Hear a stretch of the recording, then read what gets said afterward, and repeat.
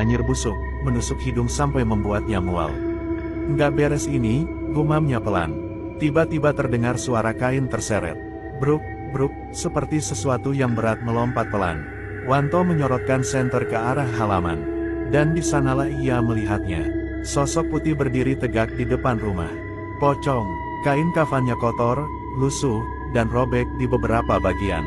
Wajahnya pucat, matanya kosong, tapi seolah menatap tajam ke arahnya. Wanto langsung kaku, napasnya tersengal. Ia ingin berteriak, tapi suaranya tercekat di tenggorokan. Lalu, dalam hitungan detik, sosok itu mulai berubah. Tubuhnya memanjang, makin lama makin tinggi. Dari setinggi manusia biasa, menjadi setinggi 2 meter, 3 meter, bahkan lebih. Hingga kepalanya hampir menyentuh pucuk pohon pisang di samping rumah. Wanto hampir pingsan melihat pemandangan itu.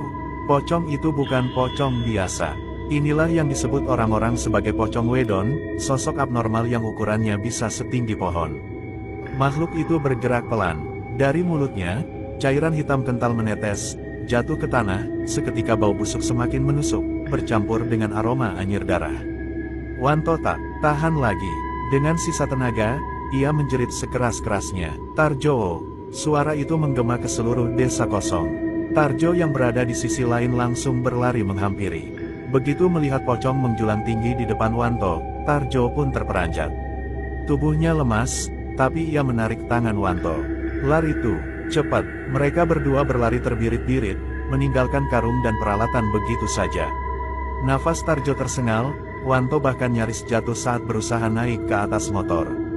Namun saat Tarjo menoleh sekilas ke belakang, jantungnya seolah berhenti berdetak.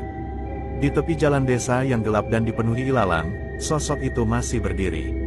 Tingginya menjulang, kain kafan kusam menutupi tubuhnya yang kurus kaku.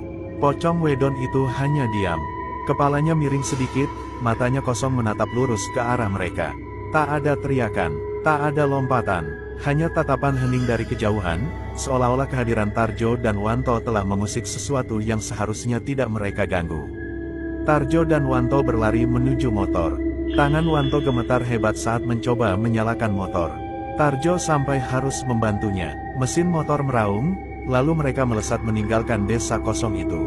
Namun selama perjalanan, mereka berdua masih merasakan sesuatu. Bau busuk itu seolah ikut terbawa angin, mengikuti mereka sepanjang jalan, membuat Wanto sesenggukan ketakutan di boncengan.